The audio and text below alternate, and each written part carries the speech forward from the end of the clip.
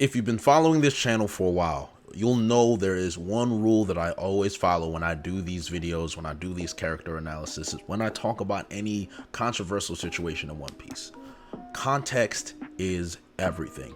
If you watched my Garp video that I released not too long ago, and you can check it out here, I mentioned about how Garp's decision to let Ace die is something that you need to understand the context for, to understand Garp and his decision making. Well, with this video, we're going to be talking about Ace now and how both of them kind of just met at the same valley, and they had the same build and the same makeup where they had to make the same rash decisions that a lot of people don't like. But again, like I've said before, time and time again, context matters. And in order for us to understand why Ace turned around and faced Akainu when he talked about Whitebeard, and we talked bad about Whitebeard, we need to look into his childhood. Because yes, unfortunately guys, you guys should know this by now, but what happens in your childhood eventually shapes who you are later on down in life. So let's start off with the fact that Ace was ridiculed by everybody, but he didn't even know he was but I'll put it this way. The people didn't know they were ridiculing Ace, but Ace knew they were ridiculing him as an 8-year-old. Everyone was saying around Ace, oh my God, imagine if Roger had a son. If Roger had a son, he'd be worthless. He's trash. And so is Roger. Roger is garbage. And he would have no reason to live on this earth. And if I saw him, I'd kill him. And these are all things an 8-year-old child is hearing about how worthless he is and how trash his father is and how he has no belonging in the world and that he would be hunted down to death. Think about how Nico Robin felt when she was cast out by the world. She was cast out by everyone that she saw. That loneliness and that inferiority complex that pushed her into a world of crime. It's the same concept here. And I need you to understand this notion because Ace carries this inferiority complex all the way throughout One Piece. Now we're going to go to the people that actually impacted his life. And we're talking about people like Ace, not Ace, sorry. We're talking about people like Sabo, we're talking about people like Luffy, we're talking about people like the Don, and even Garp to a certain extent, but especially Whitebeard, Jinbei, the Whitebeard Pirates. When you build an inferiority complex, when you have a life of seclusion, no family, no friends, the people that actually break past those walls and those barriers, I'm pretty sure everyone can understand. We've all gone through struggles, and the people that help us get through those struggles, the people that give us meaning, the people that guide us, say it was a dad, say it was an uncle, say it was a friend, say it was a girlfriend, and they gave meaning to your life and they push you in the right direction. Those people have a special place in your heart. And with Ace, those people were Sabo and Luffy, particularly at an early age, mainly Sabo. Now, take that and then think about how he first met Luffy and how he built trust with Luffy first, because it took Ace a long time to warm up to Luffy because, again, Ace had all of these walls that were set up to begin with. So Luffy was following Ace. They left him for dead. They left him to get attacked by crocodiles, bears, snakes. Sabo and Ace just were like, yo, Luffy, leave us alone, bro. You're not going to be with us. It's me and Sabo. That's it. We're going to go out to sea. We're going to vibe and do what we got to do.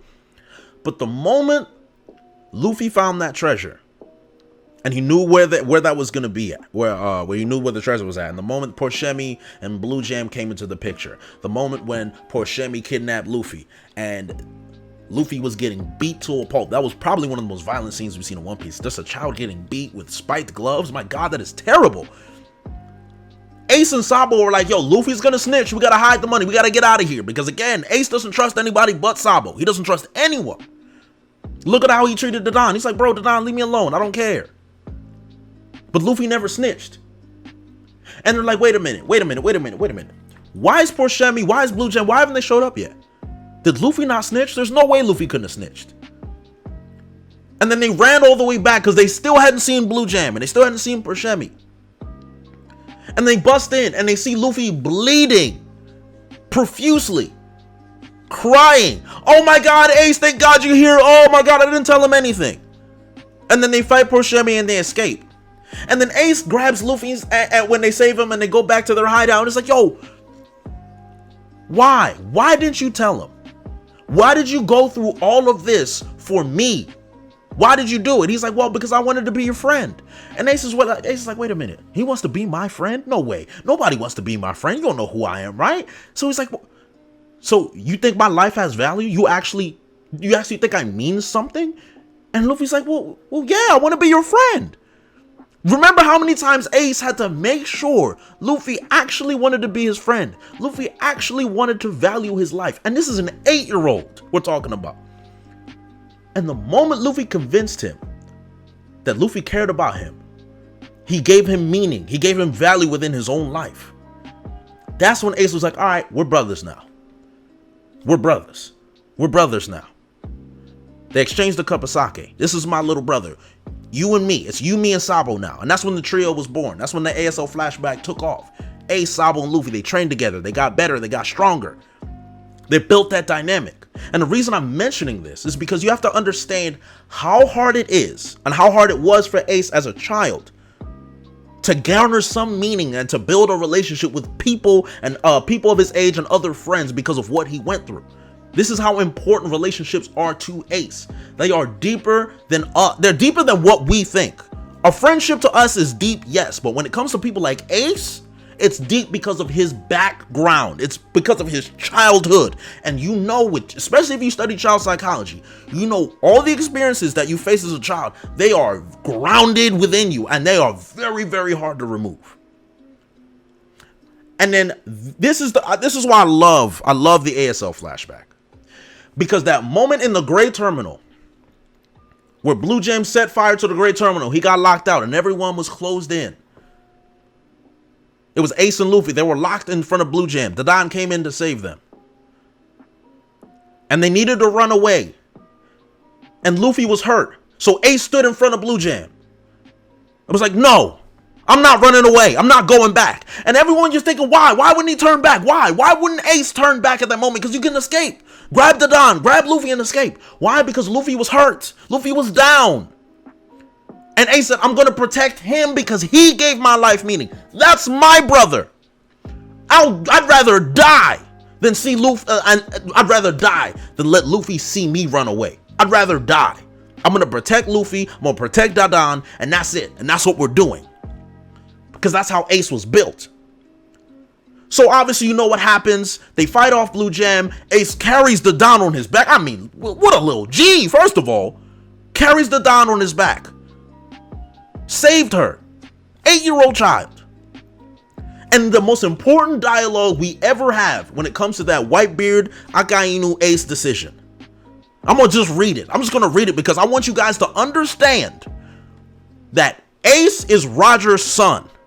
And Oda made it so explicit that for people to argue that Ace made a dumb or wrong decision, it's right there. Oda told you you're wrong. And I'm gonna read this for you right now. I'm gonna read the whole panel. This is Garp talking about Roger. At times like that, Roger became a true demon. True demon, Ace's behavior, facing Blue Jam. He was even known to wipe out an entire country's military just because they spoke ill of his crew. The care for those that he treasures. Sure enough, he could be ferocious, Ace, short-tempered, Ace, selfish, Ace, if you made him mad. But every action that he took was as simple and honest of that of a child. Child psychology, upbringing. Okay, perhaps he grew up in circumstances not like those Ace is going through right now. He detested the thought of losing his loved ones above all else. Standing in front of Luffy, getting hit by Akainu, saving Dadan, saving Luffy in the Great Terminal. It's the fact that he lived his life in that way and still had the luck to survive that made him the Pirate King. Okay, that's how Roger survived.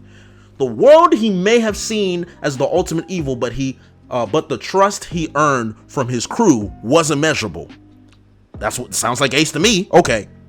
And then Garp said, okay, even as a Marine soldier, I had to respect him and take Ace in. And then there's a very, very specific line that I think Oda's just giving a big middle finger to you guys. A big middle finger. And he's like, I guess you really can't go against your blood.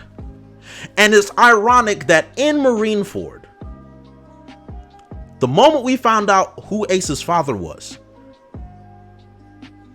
that all came full circle with that decision for him to turn around and face Akainu for slandering Whitebeard. And you wonder why. Okay, so why? Why for Whitebeard? Remember what I mentioned about Luffy, Ace, and Sabo? Do you remember what I mentioned about Luffy and Sabo in particular? About giving meaning to their lives? Ace never had a father. Sabo, Luffy had a father. Garp was never really around. the Don was more of a mother figure. The one man that took Ace in, fathered him, gave meaning to his life, gave him a purpose. I'm gonna make Whitebeard the Pirate King. I'm doing all of this for Whitebeard. Don the tattoo on his back. Proud 2nd Division commander. He has a family of people, a group of people that he can all care about the way he cared about with Luffy and Sabo. Whitebeard gave all of that to him. No matter how many times he attacked Whitebeard, Whitebeard's like, nope, you're my son, don't care, don't matter.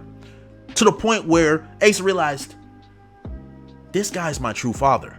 I don't love Roger, but this guy, this is my father. And you know the relationship between a son and their father is almost unbreakable.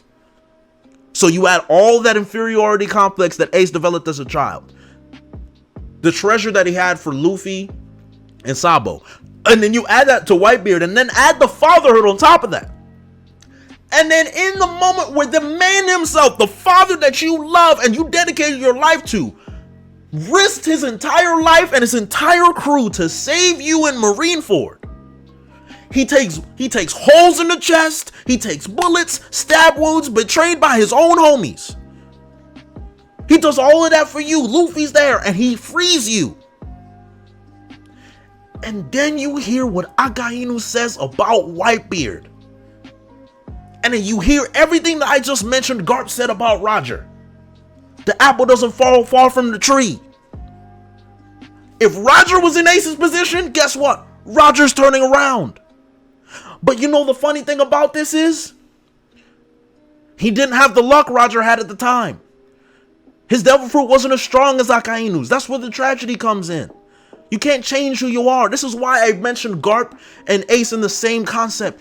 When it comes to these characters like Fisher Tiger, Luffy, Roger, Garp, they cannot turn their backs on their ideals. This is why context matters. This is why Oda built up Ace this way. Ace is as beautifully written as a character as we've ever had in One Piece because Oda made sure you understood everything he did with Ace. Everything makes sense. Everything was tied together. Ace, if he did not turn around and face Akainu, he could never look at himself in the mirror again. He'd never be able to live with himself. He'd regret it forever. It would go against everything Oda put within Ace. So for you to say he shouldn't have turned around and run away, I understand why. I used to be like those people. But then I reread the ASO flashback. Then I learned about what Garp said about Roger, and everything made sense. Then I investigated his mind. I investigated the fact that as a child he had an inferiority complex. Everything makes sense. To me, Ace wasn't wrong.